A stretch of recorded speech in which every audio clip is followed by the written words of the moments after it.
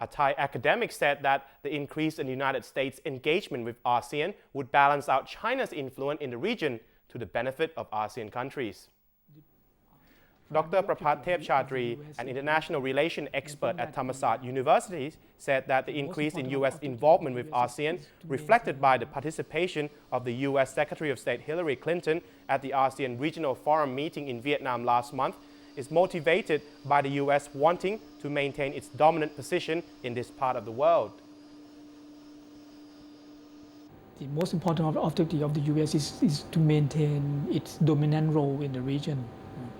And then in that sense, the U.S. is trying to maintain that dominant role, but the rise of China is becoming kind of a threat to that kind of position, dominant position in the region. So right now, I think that the China factor has become the very important driving the U.S. Diplomacy in the region, and this will come to the explanation why the U.S. would like to get closer to ASEAN. Dr. Prapat points to the recent development in the South China Sea, where the U.S. has drawn into the age-old dispute over the control of the sea and the Spratleys and Paracel Islands between China, Taiwan, and 4 ASEAN states, namely Vietnam, the Philippines, Brunei, and Malaysia. These littoral states have been contesting the rights to control fishing areas as well as the rights to exclusively harness the potential underwater oil and gas reserves in the disputed waters. For China, the South China Sea is also strategic in terms of Beijing's push to project its naval power in Asia.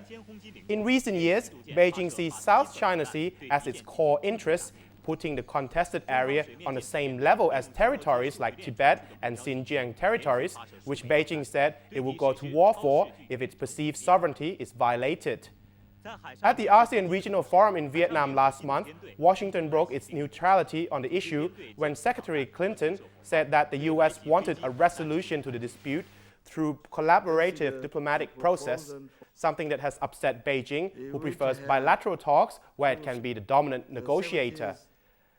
Chinese Foreign Minister Yang Jiechi went so far as to call Clinton's remark as an attack on China. This episode of diplomatic spat between Washington and Beijing reflects how ASEAN countries have benefited from the presence of global power on the regional stage, and how ASEAN countries were able to manipulate the global power play for its own benefit.